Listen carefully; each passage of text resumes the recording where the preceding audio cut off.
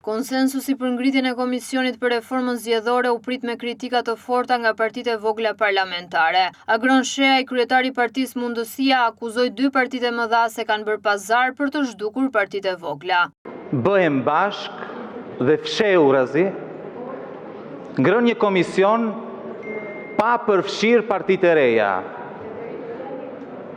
Është e qartë, keni vetëm një qëllim, që pas si keni vjedhur së bashku për 35 vjet, të vazhdoni të vjedhni së bashku.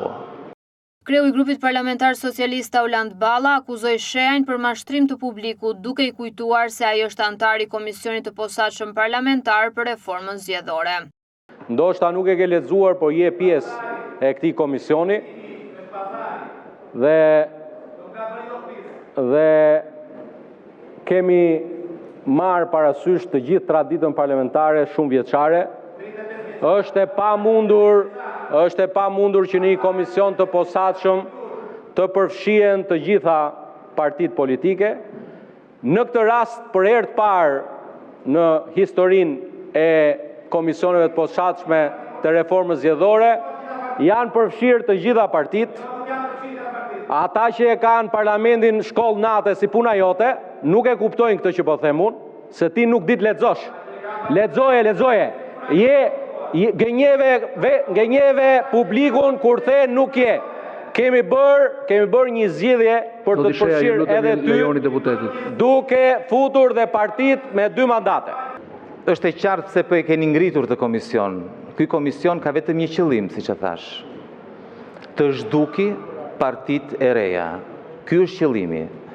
Dhe këto lojra tuaja që bëni bashk dhe pa përfshirë askënd, na dilni me listën ku fusni edhe ne brenda, nuk na bëjnë pis, Auland. Nuk na bëjnë pis. Si nuk vjen turp, flisni ju për financimin e partive politike. Si financoni ju fushatat? Ku i gjeni ju ato miliona euro që financoni fushatat? Ku i gjeni, Auland? Ku i gjen parat, Auland? Lëvizja Bashk shpreu shqetësimin se partitë e mëdha i konsiderojnë partitë e vogla si shoqata jo fitimprurse. Drejtuar të dy përfaqësuesve, si të pozitës dhe të opozitës, ku bazoheni që përjashtoni nga drejta e votimit një parti parlamentare si me qenë një OJF, as si me qenë një institucion që është aty për të dhënë ca propozime a për të dhënë mend. Sepse që thoni që këtu s'ka vend për gjitha partitë, ndërkohë që Partia Socialiste përfaqësohet me 7 antar, atëherë 7 e 7, 14 apo jo. Kështu që lëvizja Bashk praktikisht, në terma praktik, është i vetmi subjekt politik të cilit i është mohuar e drejta e votës në këtë komision parlamentar. Kreu i Partisë Demokratike Sali Berisha tha se dakordësia e tyre erdhi pas rekomandimeve të OSBE-ODIR në raportin e fundit. Sipas tij, këto rekomandime duhet të kthehen në ligj që qytetarët të votojnë të lirë. Ne sot votuam ngritjen e këtyre komisioneve për 2 arsye themelore. Spari janë një seri e pafundme e rekomandimeve të OSBE-ODIR-it, të cilat ne i kemi pranuar dhe besojmë se janë transishme. Në këtë kontekst, ne ndjehemi detyruar ndaj tyre që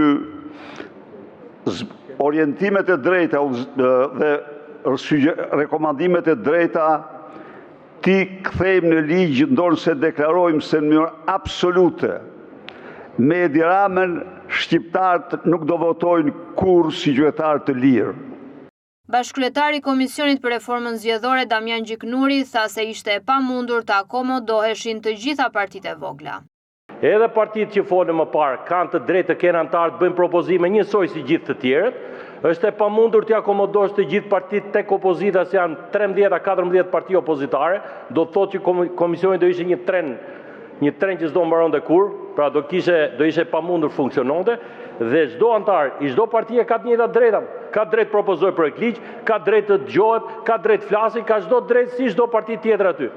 Vendimet merren me vetën e bashkëkryetarëve. Tash kjo është tradita dhe nuk është era parë që bëhet kështu. Kur ka pas shumë parti dhe në vitin 2017 është zgjedhur një threshold sepse është e pamundur të përfaqësosh gjitha në komision, qoftë se duam komision funksional. Kritika shpreu edhe kryetari i Partisë Republikane Fatmir Mediu. Së pari nuk mendoj që na bën nder fakti që shkruani që ky komision ecën sipas traditës parlamentare, sepse ajo traditë nuk ka prodhuar asnjë kod elektoral që të ketë minimizuar problemet zgjedhore.